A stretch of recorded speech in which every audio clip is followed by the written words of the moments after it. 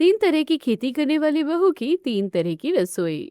सावित्री अपने तीनों बेटों के कमरे में जाती है। कमरे के अंदर उसके तीनों बेटे तैयार हो रहे थे। संजय शीशे के सामने खड़ा होकर अपने बालों में स्टाइलिंग जेल लगा रहा था। छोटा बेटा सुमित अपने ऊपर महंगे परफ्यूम का छिड़काव कर रहा था।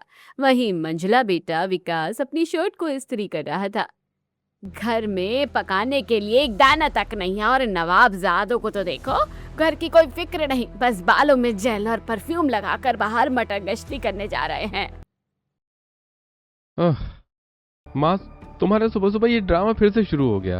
अरे जब भी हम बाहर जाते हैं तुम शुरू हो जाती हो। हाँ माँ, तुम प्लीज हमारा मूड मत खराब किया करो। अरे माँ को बोलने दो भाइयों, इनका तो हमेशा का ही काम है बोलना। विकास के कपड़े इस्त्री हो चुके थे। वो जल्दी से अपनी प्रेस की हुई शर्ट पहनता है और फिर तीनों भाई अपनी माँ की बातों को पूरी तरह अनसुना करके अपनी बाइक की चाबी उठाते हैं और दोस्तों के साथ घूमने निकल जाते हैं। तीनों बेटों के चले जाने के बाद सावित्री हॉल में जमीन पर बैठकर अपना माथा पीटने लगती है। हे भगवान, मैंने कैसे बेटों को जन्म दिया है। ये लोग तो एकदम नालायक और नकारा है। सावित्री की आंखों से आंसू बह रहे हैं। तभी बड़ी बहू पूजा दौड़ कर आती है। उसके पीछे राधा और कविता भी आती है। क्या हो गया माँ जी, आप इस तरह सुबह सुबह क्यों परेशान हो रही हैं? परेशान ना हो तो क्या करूँ बहू, मेरे तीनों बेटे घर को तो देखते ही नहीं हैं, बस ऐसे ही सज धज कर निकल जाते हैं। यहाँ पर घर में पकाने के लिए कुछ राशन तक नहीं है और वो सब बाहर पैसे उड़ाने निकल गए। राधा सावित्री के कंधों पर हाथ रखकर उसे तसल्ली देती है और समझने की कोशिश करती है। अरे माँ जी, आप तो जानती है ना उनकी आदत। एक तरफ घर के अंदर बहुएं अपनी रोती हुई सास को संभाल रही होती है, तो वहीं उनके पति आवारा लफंगों की तरह बाइक में घूम रहे थे, जिन्हें देखकर खेत में काम कर रहे दो लोग बातें बनाने लगते हैं। अरे देखो, तीनों नवाबजादे जा रहे हैं। जेब में फूटी कौड़ी नहीं है, लेकिन हीरो बने फिरते हैं। अरे सही कह रहे हो, एक नंबर के बेकार हैं तीनों। बाप ने इतनी जमीन बनाई और ये तीनों बिना काम धाम के सब डुबोने में लगे हुए हैं। अपने पिता का काम तो इन्होंने पहले ही बर्बाद कर दिया है। माधव और हरिया की बातें तीनों बेटों के कानों में पड़ती है। अपने बारे में ऐसी बातें सुनकर विकास को तो बड़ा गुस्सा आता है। वो गुस्से में मुट्ठी बींचते हुए पीछे मुड़ता है। ए, क्या बोला रे तूने? एक बार फिर से बोल। विकास को गुस्से में देखकर सुमित उसका हाथ पकड़कर खींचता है। अरे छोड़ो ना भैया, इन जायलों के मुंह क्या लगना, चलो यहाँ से। सुमित के कहने पर विकास शांत होता है और वहां से तीन भाई मुर्गों की लड़ाई वाले अखाड़े में पहुंचते हैं।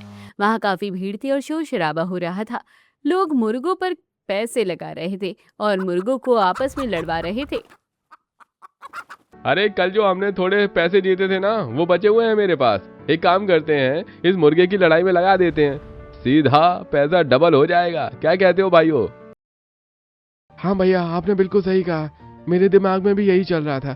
चलिए फिर हम लोग मुर्गी के फाइट में पैसे लगाकर अपने पैसे को डबल करते हैं। तीनों भाई चालाकी से मुस्कुराते हैं और फिर पैसा डबल करने के लालच में मुर्गों की लड़ाई में पैसे लगा देते हैं। संजय जोर जोर से चिल्लाता है, मेरा मुर्गा जीतेगा, मेरा मुर्गा जीतेगा। तीनों भाई अपने मुर्गों के लिए खूब चीयरिंग करते हैं, लेकिन उनका मुर्गा हार जाता है और वो सारे पैसे गवा बैठते हैं। मुर्गों की लड़ाई में अपने सारे पैसे हारने के बाद तीनों भाइयों का चेहरा लटक जाता है। संजय उदास होकर अपना सिर पकड़ लेता है। लो भाई, गए सारे पैसे। अब घर जाएंगे तो हमारी पत्नियां फिर हमसे ताना मारेंगी और हमारा खून पिएंगी। एक तरफ जहां घर के तीनों बेटे अपने पैसे जुए में हार गए थे, तो वहीं घर में खाने के लिए कुछ नहीं था। सावित्री पसीने में भीगी हुई रसोई में आती है। बहू, आज खाने में कुछ बनाया है क्या? पेट में चूहे कूद रहे हैं। माँ जी, रसोई में तो कुछ है नहीं, बस थोड़े से चावल बचे थे और 2 आलू हैं। कोई बात नहीं बहू, एक काम करो, इन्हीं आलू का चोखा बना दो। हम सब चावल के साथ आलू का चोखा खाकर ही पेट भर लेंगे। सावित्री देवी आंगन में बाहर बैठती है। वो मन में सोचती है, मेरे पति कितने मेहनती थे, उनके रहते कभी इस घर में खाने की कमी नहीं हुई, लेकिन मेरे बेटों की वजह से घर की हालत ऐसी हो गई। उसकी आंखों के सामने एक फ्लैशबैक चलने लगता है। संजय, विकास, सुमित, बेटा तुम्हारे पिताजी जाने के बाद तुम लोगों को ही खेत संभालना है। तुम्हारे पिता का बड़ा सा खेत भी है और गांव के किनारे तालाब भी है, और तुम तीनों अपने पिता के काम को संभालना शुरू क्यों नहीं करते हो? अपनी माँ की बात सुनकर बेटे मुंह बना लेते हैं। क्या माँ, मैं खेत में काम करूंगा, मिट्टी से मेरे इतने महंगे जूते खराब हो जाएंगे। मैं इन सब चीजों के लिए नहीं बना हूं माँ, मुझे तो बाइकिंग का शौक है, मैं एक बड़ा राइडर बनूंगा। और क्या आप मुझे ये खेती बाड़ी वाली छोटी जिंदगी देना चाहती हैं? मैं बिजनेस करने के लिए बना हूं। सावित्री ये सब सोच ही रही थी कि तभी तीनों बहुएं खाना लेकर जमीन पर चटाई पर बैठती है। वो सादी सी थाली में चावल और आलू का चोखा सावित्री को परोसती है और खुद भी खाती है। इन तीनों नकारों ने मुझे उल्लू बना दिया। इनके चक्कर में पड़कर हमारा हरा भरा खेत सूख गया। अगर मुझे पहले पता होता कि ये लोग इतने बेकार हैं तो मैं किसी और को अपने खेत पर काम करने के लिए रख लेती। माँ जी, अब चिंता मत कीजिए, सब ठीक होगा। मैं तो तुम तीनों के पतियों को बोल बोल कर थक गई हूँ कि जाकर खेत में पानी डाल दो या खाद डाल दो। पता नहीं अब हमारे खेत का क्या हाल हुआ होगा। तीनों बहुएं और सावित्री चावल और आलू का चोखा खाती है। उसके बाद सावित्री अपने कमरे में जाकर सो जाती है। तीनों बहू ने अपने घर का सारा काम खत्म कर लिया था। वो तीनों आंगन में परेशान होकर बैठी थी। दीदी, हम कब तक इन लोगों के भरोसे बैठे रहेंगे? इन पर निर्भर रहकर तो हम भूखे ही मर जाएंगे। बिल्कुल सही कह रही हो तुम कविता, हमारे पतियों से कुछ नहीं होने वाला है। उनकी वजह से घर की हालत देखो कैसी हो गई है। हम लोग यहाँ खाने के लिए तरस रहे हैं और हमारे पति मजे से अपने दोस्तों के साथ होटल में खाना खा रहे होंगे। राधा की बात बिल्कुल सच थी। मुर्गे की लड़ाई हारने के बाद भी तीनों के पति अपने बचे हुए पैसे होटल में चावल, दाल, चिकन, मछली, मिक्स सब्जी लेकर आराम से खा रहे थे। वहीं घर पर खाना न होने की वजह से तीनों बहुएं परेशान थी। मुझे लगता है कि अब हमें परेशान होना बंद कर देना चाहिए, क्योंकि ऐसे तो कुछ नहीं होने वाला। हमारी किस्मत अपने आप नहीं बदलेगी, हमें अपने घर की स्थिति खुद बदलनी होगी। छोटी सही कह रही है, लेकिन हम करें तो करें क्या? तीनों बहुएं आंगन में बैठी यही सोच रही थी, तभी मौसम अचानक बदल जाता है और आसमान में काले बादल छा जाते हैं। अरे जल्दी छत पर चलो, वहाँ कपड़े डाले हुए हैं, कहीं हमारे कपड़े बारिश में ना भीग जाए। तीनों बहू जल्दी जल्दी सीढ़ियां चढ़कर छत पर जाती है और अपने धोए हुए कपड़ों को उतारने लगती है। तभी उनका ध्यान उनके ससुर जी के खेत की तरफ जाता है। वो देख रही हो, उस बाउंड्री से लेकर उस बाउंड्री तक यह इतना बड़ा खेत हमारे ससुर जी का है और हमारे खेत के दूसरी तरफ ही तालाब भी है जहाँ वो मछली की खेती करते थे। अपने ससुर के इतने बड़े खेत को देखकर राधा के दिमाग में एक आइडिया आता है। मैं सोच रही थी कि हम क्यों ना खुद खेती करें। हाँ, मेरे मायके में थोड़ी बहुत खेती होती थी, मैं उस बंजर जमीन पर ताजी सब्जियों की खेती कर सकती हूँ। अगर छोटी खेत संभाल लेगी तो मैं उस तालाब की सफाई करके उसमें मछलियों की खेती कर लूंगी। और मेरे पिताजी तो फल बेचा करते थे, मुझे फलों की अच्छी पहचान है। मैं बगीचे वाले हिस्से में फलों की खेती करूंगी। ससुर जी ने वहाँ कल के पौधे भी तो लगाए हुए हैं, मैं उनकी अच्छे से देखभाल करूंगी। हम तीनों मिलकर 3 तरह की खेती करेंगे। अगले दिन गर्मी बहुत थी। तीनों बहुएं सुबह सुबह उठकर खेती के औजार हल, कुदाल, खुरपी लेकर निकल पड़ती है। पूजा सीधा बाजार जाती है। भैया, मुझे मछली पालन के लिए अच्छी नस्ल की छोटी मछली के बीज दे दीजिए। मछली वाला पूजा को मछली के बीज दे देता है। पूजा बाजार से मछली के बीज लेकर सीधा अपने पुश्तैनी तालाब पहुंचती है।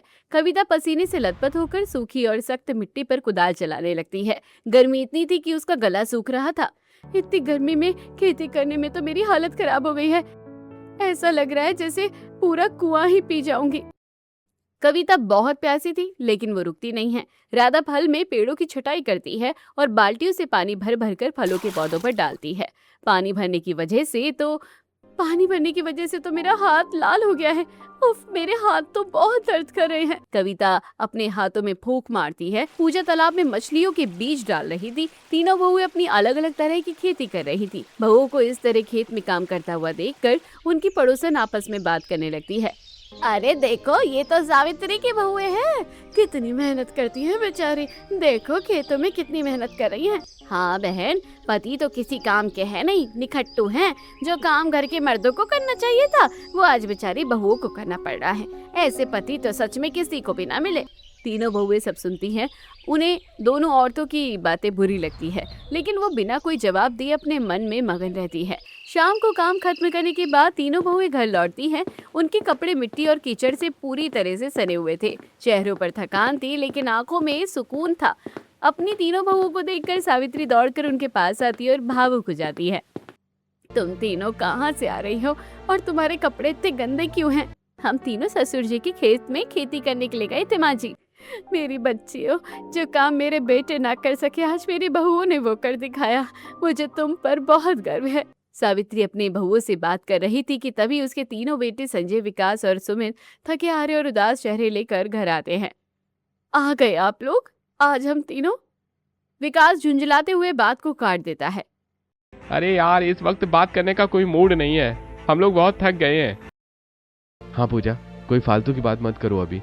चलो भाइयों, जाकर सो जाते हैं। तीनों भाई बिना कुछ सुने अपने कमरों में चले जाते हैं। बहुएं बस उन्हें देखती रह जाती है। जून का महीना था तो काफी गर्मी हो रही थी, लेकिन थकान की वजह से बहू को नींद आ जाती है। सावित्री के घर में सभी सो रहे थे, तभी अचानक खेतों की तरफ से कुछ जंगली जानवरों के घुर्राने और पौधों के टूटने की भयानक आवाजें आने लगती हैं। हे राम जी, ये कैसी आवाज थी? जंगली जानवरों की आवाज सुनकर कविता नींद से अचानक चौंकते हुए घबराकर उठ बैठती है। दीदी, ओ राधा दीदी, उठो जल्दी, खेतों से कैसी आवाजें आ रही है? ऐसा लग रहा है जैसे कोई हमारे पौधे को नोच रहा है। कविता की बात सुनकर राधा भी आंख मलते हुए नींद से उठती है। क्या है कविता, इतनी मुश्किल से आंख लगी थी और तुमने उठा दिया। राधा नींद में बड़बड़ा रही थी, तभी पूजा बेड से उतरते हुए कहती है, अरे राधा, कविता सही कह रही है, आवाजें तो सच में आ रही है। छत के किनारे से झांक कर देखो। तीनों बहुएं अपनी हवेली की खिड़कियों से झांक कर देखती है तो बाहर का नजारा देखकर उनके होश उड़ जाते हैं। हे भगवान, ये तो जंगली और हमारा जानवर लग रहे हैं, ये तो हमारी सारी मेहनत बर्बाद कर देंगे। तीनों बहुएं खिड़की से अपने खेत को देखती है तो चांदनी रात में उन्हें दिखता है कि उनके खेतों में जंगली बैलों का झुंड घुस आया है। कोई फल के पौधे उजाड़ रहा है तो कोई तालाब के पास की जमीन खोद रहा है और कोई कविता के खेत खराब कर रहा है। अरे कोई कुछ तो करो, ये लोग मेरे खेत खराब कर देंगे, मैं जा रही हूँ नीचे। तीनों बहुएं बिना अपने पतियों को जगाए नंगे पैर ही नीचे खेतों की तरफ भागती है। उनके चेहरों पर अपनी मेहनत खराब होने का डर साफ दिखाई दे रहा था। खेतों में घुप अंधेरा और कीचड़ था। राधा अपने हाथ में एक डंडा उठाती है और जोर से चिल्लाती है, हुर्र, हटो यहाँ से, निकलो हमारे खेत से। राधा बैलों को अपने खेत से भगा ही रही थी कि तभी अचानक एक बैल राधा की तरफ झपटता है। राधा पीछे हटती है और कीचड़ में फिसल कर धड़ाम से गिर जाती है। उसके पैरों में कांटे चुभ जाते हैं। राधा, संभल कर, हाय राम, इसके तो पैर से खून आ रहा है। पूजा राधा को संभालती है तो वहीं कविता बैलों को भगाने की कोशिश करती है। वो बैलों को भगाने के लिए डंडा हाँकने लगती है। तुम लोग जाओ यहाँ से, हमारी मेहनत बर्बाद मत करो। काफी मशक्कत के बाद जानवर वहां से भाग जाते हैं। तीनों बहुएं मिट्टी और कीचड़ में सनी हुई हांफती हुई घर के आंगन में वापस आती है। तीनों बहू की आवाज सुनकर उनके पति भी नीचे आ जाते हैं। ये क्या आधी रात को नौटंकी लगा रखी है तुम तीनों ने? इतनी गर्मी में वैसे भी इंसान परेशान है, ऊपर से तुम्हारी ये चीख पुकार। राधा को कीचड़ में सना हुआ देखकर विकास उनका मजाक उड़ाने लगता है। और ये क्या हाल बना रखा है? रात के 1:30 बजे खेतों में कुश्ती लड़ने गई थी क्या? राधा लंगड़ाते हुए गुस्से में विकास को देखती है। कुश्ती नहीं लड़ रहे थे, हमारी मेहनत बचा रहे थे। जंगली सुअर और बैल आ गए थे खेत में, पूरा खेत खराब कर दिया है। अरे तो खराब हो जाने दो ना, कौन सा आप लोग वहाँ सोना उगा रही हो? अरे हम लोग देते तो हैं तुम्हें खाने पीने के पैसे, फिर ये फालतू की खेती बाड़ी का शौक पालने की क्या जरूरत है? विकास और सुमित की बकवास बातें सुनकर पूजा को गुस्सा आ जाता है। वो सुमित को करारा जवाब देती है, पैसे देते हो? जो पैसे तुम लोग देते हो ना, उसमें या तो चावल आ सकता है या तो आटा। हमें तो याद भी नहीं है कि हमारी रसोई में आखिरी बार सब्जी कब बनी थी। आप लोग तो बाहर अच्छा खाना खा लेते हैं, लेकिन घर में खाने के लिए कुछ नहीं होता। हम लोग भी इंसान हैं, हमारा भी मन करता है कुछ अच्छा खाने का। आप लोग तो हमें पैसे देते नहीं हैं, इसलिए अब हम लोग अपनी खेती करके ही अपनी रसोई करेंगे। कैसे पति हैं आप लोग, आपको तो अपनी पत्नियों की जरा भी चिंता नहीं है। तुम्हारी इसी बकवास की वजह से मुंह नहीं लगता। शौक पूरे करने हैं तो करो, पर हमारी नींद खराब मत करो। चलो सब सोने। तीनों पति बिना अपनी पत्नियों की चोट की परवाह किए वापस अपने कमरों में चले जाते हैं। बहुएं आंगन में रह जाती हैं। पूजा और कविता मिलकर राधा के पैरों से कांटे निकालती है और दवाई लगाती है। राधा के पैर पर हल्दी का लेप लगाते हुए कविता की आंखों में आंसू आ जाते हैं। कैसे पत्थर दिल है हमारे पति, एक बार पूछा तक नहीं कि चोट कितनी गहरी है। कविता को रोता हुआ देखकर राधा उसे संभालती है। रो मत कविता, कल सुबह हम फिर से खेत में जाएंगे और देखेंगे क्या बचा है, हम हार नहीं मानेंगे। राधा के पैरों में पट्टी करने के बाद सभी सो जाते हैं। अगले दिन भी हर दिन की तरह काफ़ी गर्मी थी। 3 बहुएं सुबह उठकर खेत देखने के लिए चली जाती हैं। तीनों बहुएं उदास मन से अपने अपने खेतों की तरफ देख रही थी। कविता अपनी सब्जियों के खेत में बैठकर फूट फूट कर रोने लगती है। हे भगवान, ये क्या हो गया? मेरी सब्जियों की सारे बीज चिड़ियों ने चुग लिए और कल रात बैलों ने मेरा पूरा खेत कुचल दिया। देखो मेरे हाथों में कैसे छाले पड़ गए थे, इन्हें बोते वक्त सब बर्बाद हो गया। एक तरफ कविता अपनी सब्जियों को लेकर रो रही थी, तो वहीं दूसरी तरफ पूजा अपने तालाब को देखकर माथा पीट रही थी। मेरी तो पूरी बचत डूब गई। मैंने अपनी बचत के आखिरी पैसों से इस तालाब में मछलियों के बीज डाले थे, लेकिन तालाब में रह रही बड़ी मछलियों ने मेरे बीज को खा लिया और बगुले मेरी आधी मछलियां खा गए। राधा अपने फलों के पौधों को सहला रही थी। मेरी फलों की क्यारियां देखो, ऐसा लग रहा है जैसे यहाँ से कोई बुलडोजर गुजरा हो। हमारी सारी मेहनत बर्बाद हो गई। तीनों बहुएं अपनी खेती को देखकर रो रही थी। तभी पीछे से पतियों की बाइक की आवाज आती है। तीनों पति तैयार होकर वहां से गुजर रहे थे। अपनी पत्नियों को रोता हुआ देखकर वो अपनी गाड़ियां रोकते हैं। पूजा की आंखों में आंसू देखकर संजय उसका मजाक उड़ाता है। क्यों, मिल गया सुकून? अरे हमने तो पहले ही कहा था कि ये सब तुम्हारे बस का नहीं है। औरतों का काम कोई रसोई तक ही है। ये खेतों में मिट्टी फांकना तुम्हारे बस की बात नहीं है। ये आंसू बहाना बंद करो और घर जाकर मेरे कपड़े इस्त्री करो। मुझे अपने दोस्तों के साथ बाहर जाना है। और तुम जाकर पंचायत के लिए मेरे कपड़े निकाल कर तैयार रखो। पंचायत में मुझे इज्जत से जाना है, तुम्हारी तरह मिट्टी में सनकर नहीं। चलो निकलो यहाँ से। राधा, कविता, पूजा, तीनों के पति उनका मजाक उड़ाकर अपनी बाइक लेकर चल देते हैं। पतियों की इन कठोर बातों से बहुओं के दिल में गहरी चोट पहुंचती है। तीनों बहुएं गुस्से में तमतमाती हुई घर वापस आ जाती है। पूजा गुस्से में अपनी साड़ी के पल्लू को कमर में कोसती है। बहुत हो गया, हम इनकी नौकरानी नहीं है जो दिन रात इनके ताने सुने और फिर इनके कपड़े भी धोए। सही कह रही हो दीदी, जब इन्हें हमारी मेहनत की, हमारे आंसुओं की कोई कदर नहीं है, तो हम भी इनके लिए कुछ नहीं करेंगे। आज से हड़ताल, कोई रसोई में नहीं जाएगा। अब से हम तीनों इनका कोई काम नहीं करेंगे। जब खाने के लिए कुछ नहीं मिलेगा तब इन्हें हमारी अहमियत समझ आएगी। भाड़ में जाए इनके कपड़े और इनकी पंचायत। तीनों बहुएं अपने कमरे में जाकर दरवाजा बंद कर लेती है। दोपहर से रात हो जाती है। घर में सन्नाटा छाया हुआ होता है। तीनों पति बाहर से भरपेट खाना खाकर डकार मारते हुए लौटते हैं।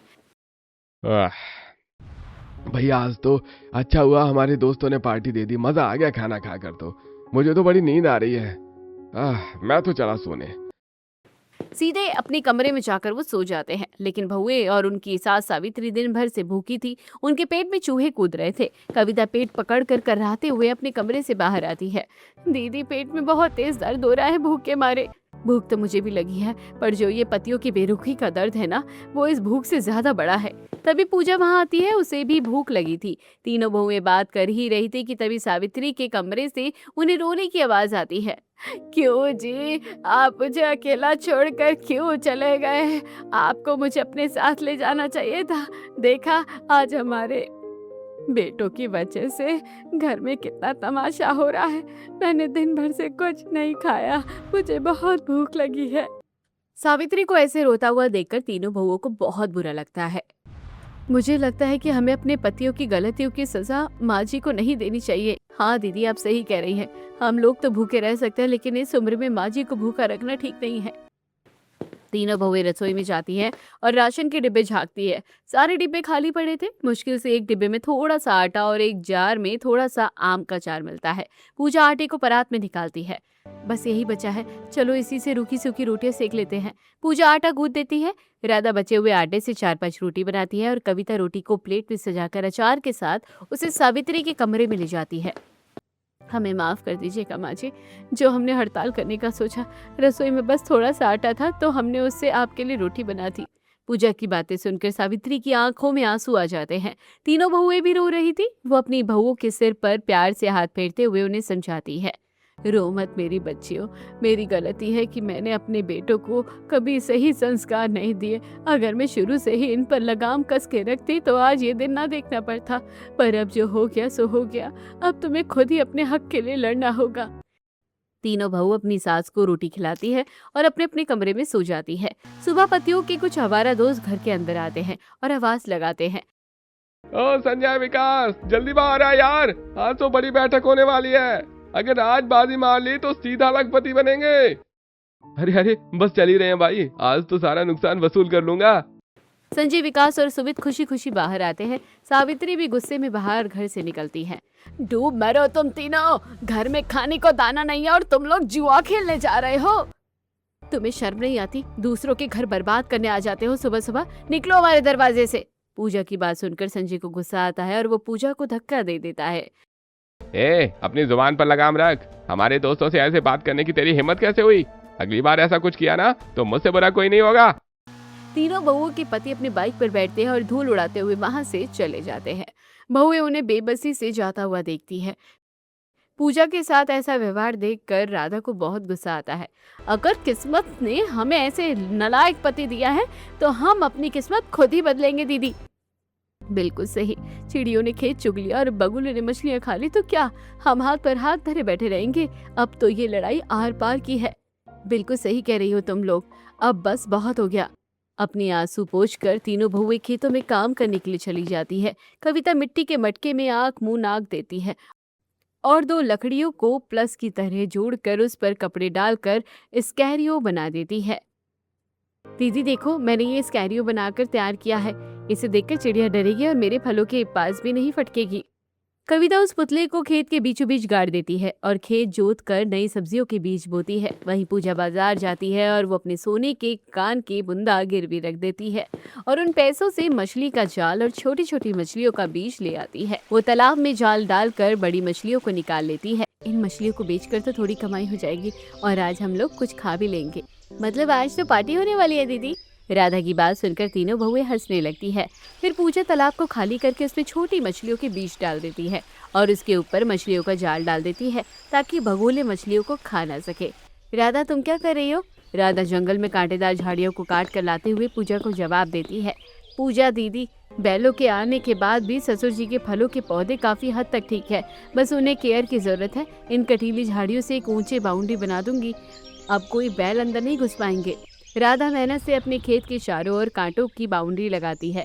वो पौधे छटने वाले औजार से फलों के पौधों की छटाई करती है और फिर सभी पौधों में खाद डालती है। साथ में राधा अपने खेत में एक तरफ में मिट्टी खोदकर उसमें आम की गुठलियां और तरबूज के बीज बो देती है। हमने फिर से शुरुआत तो की है, बस इस बार हमारी मेहनत रंग लाए। खेतों में काम करने के बाद वो घर आ जाती है। पूजा ने मछली बेचकर थोड़े पैसे कमाए थे तो उससे वो चावल खरीद लेती है और फिर तीनों बहू एक साथ मिलकर रसोई में चावल मछली बनाती हैं। आज तुम लोगों की वजह से कितने दिनों बाद कुछ अच्छा खाने को नसीब हुआ है। माँ जी, ये तो शुरुआत है, आप आगे आगे देखते जाइए हम लोग क्या क्या करते हैं। ऐसे ही दिन गुजरते हैं। राधा पूजा के खेत में पानी डालती है। कविता पूजा के तालाब की मछलियों को खाना खिलाती है। खेतों में खाद डालना, सिंचाई करना, मछली को खाना देना, सारे काम वो मिलकर करती है। एक दिन शाम को तीनों पति थके हारे सिर झुकाए घर लौटते हैं। जुए में वो अपने सारे पैसे हार चुके हैं। उनके चेहरे लटके हुए होते हैं। सब खत्म हो गया, एक भी बाजी नहीं जीते आज। बहुएं उन्हें देखकर हंसती है पर कोई सहानुभूति नहीं दिखाती। क्या हुआ, लखपति बन गए? कहा था ना इन गलत रास्तों का अंजाम भी गलत होता है, लेकिन तुम जैसे को समझ कहाँ आता है। पति कुछ नहीं बोलते और चुपचाप अंदर चले जाते हैं। तभी अचानक मौसम बदलता है। आसमान में काले बादल छा जाते हैं और झमाझम बारिश शुरू हो जाती है। कविता आंगन में जाकर बारिश में भीगने लगती है। दीदी, बारिश हमारी मेहनत रंग ला रही है। अरे बारिश ज्यादा हो गई तो हमारे खेतों की मिट्टी बह जाएगी, जल्दी चलो। तीनों बहुएं बारिश में भागकर खेतों में जाती है और फावड़े से मिट्टी के छोटे छोटे बांध बनाने लगती है ताकि पानी पौधों को नुकसान न पहुंचाए और तालाब का पानी बाहर न बहे। वो पूरी तरह से कीचड़ में सनी थी, लेकिन उनके चेहरों पर एक सुकून था। उनकी फसलें अब बड़ी होने वाली थी। उधर पति अपनी आदतों से मजबूर होकर फिर एक बड़े दंगल में जुआ खेलने जाते हैं। विकास, ये पहलवान कमी नहीं हारता, इस पर दांव लगा दे। यार मेरे पास पैसे तो नहीं है, पर मेरी पत्नी के जो जेवर रखे हैं ना, मैं उन्हें गिरवी रखता हूँ। अगर मैं जीता तो मुझे 2 गुने पैसे चाहिए। हाँ, मैं भी अपनी पत्नी के कंगन दांव पर लगाता हूँ। तीनों भाइयों ने अपनी पत्नियों के सारे जेवर दांव पर लगा दिए थे, पर उनका पहलवान बुरी तरह से हार जाता है। शर्त के मुताबिक जीतने वाले लोग उनके घर पहुंच जाते हैं। पहलवान का आदमी जोर से दरवाजे पर लात मारता है। अरे घर में कोई है? बाहर आओ, तुम्हारे मर्दों ने जुए में अपने पत्नियों के जेवर हाथ दिए हैं, लाओ निकालो साहब। बहुएं ये सुनकर सन्न रह जाती है। सावित्री गुस्से में अपने तीनों बेटों के गाल पर जोरदार तमाचा जड़ती है। डूब मरने का कोई चुल्लू भर पानी बचा है या वो भी हार गए जुए में? अपनी पत्नियों के जेवर हार गए। थू है तुम्हारी मर्दानगी पर। अरे तुम लोग जेवर निकालते हो क्या? हम लोग तुम्हारे पतियों को ले जाकर उनके दिल गुर्दे निकाल कर बेच दें। अपने पतियों की जान बचाने के लिए तीनों बहुएं अपने गहने निकाल कर पहलवान को दे देती हैं। ले जाओ ये गहने। संजय, सुमित और विकास शर्मिंदगी से सिर झुकाए खड़े होते हैं। पूरे गांव के सामने उनकी भारी बेइज्जती होती है। गांव वाले उन पर थूकते हैं। कड़ी मेहनत के बाद आखिरकार खेतों में बाहर आ गई है। राधा के फलों के बागान में ताजे सेब, अनार, केले और आम लटक रहे हैं। पूजा का तालाब मछलियों से भरा हुआ था जो पानी में छलांगे लगा रही थी, और कविता के खेत में ताजी शिमला मिर्च, बैंगन, टमाटर और लौकी लहरा रही है। राधा खुशी से फलों की टोकरी उठाते हुए कहती है, दीदी देखो कितनी मीठी खुशबू आ रही है फलों से, और मेरी मछलियाँ तो देखो बिल्कुल ताजी और बड़ी हैं। आज तो हम जश्न मनाएंगे। आज हमारे घर की रसोई में एक नहीं बल्कि 3 तरह के पकवान बनेंगे। फल, सब्जी और मछली लेकर तीनों बहुएं घर आ जाती हैं। तीनों बहुएं अपने अपने काम में जुट जाती हैं। हवा में मसालों और ताज़े खाने की एक जादुई खुशबू तैर रही थी। कविता ताज़े फलों को काट कर फ्रूट सैलेड तैयार करती है। फलों का जूस निकाल कर कांच के बड़े गिलासों में डालती है। पूजा चूल्हे पर लोहे की कढ़ाई चढ़ाती है और सरसों के तेल के गर्म करके मछलियों को हल्दी, लाल मिर्च और लहसुन के पेस्ट में लपेट कर फिश फ्राई करती है। आहा दीदी, क्या खुशबू आ रही है मछलियों की। मुझे तो अभी से भूख लग गई है। रुको जरा, सब्र करो, इतनी भी क्या जल्दी है। फिश फ्राई के साथ पूजा फिश करी, टिक्का, काफ़ी कुछ बनाती है। सरसों और धनिया की खुशबू पूरे घर में फैल रही थी। कविता दूसरे चूल्हे में पूजा ताज़े बैंगनों को भूनकर उसमें प्याज टमाटर का तड़का लगाकर शानदार बैंगन का भरता, शिमला मिर्च के अंदर मसालेदार आलू भरकर स्टफ शिमला मिर्च और लौकी को कद्दूकस करके नरम नरम लौकी के कोफ्ते की ग्रेवी तैयार करती है। खाना तो बन गया दीदी, चलिए अब खाते हैं। तीनों अपने पकवान लाकर जमीन चटाई पर सजाती है तो ऐसा लगता है जैसे किसी राजा का भोज लगा हो।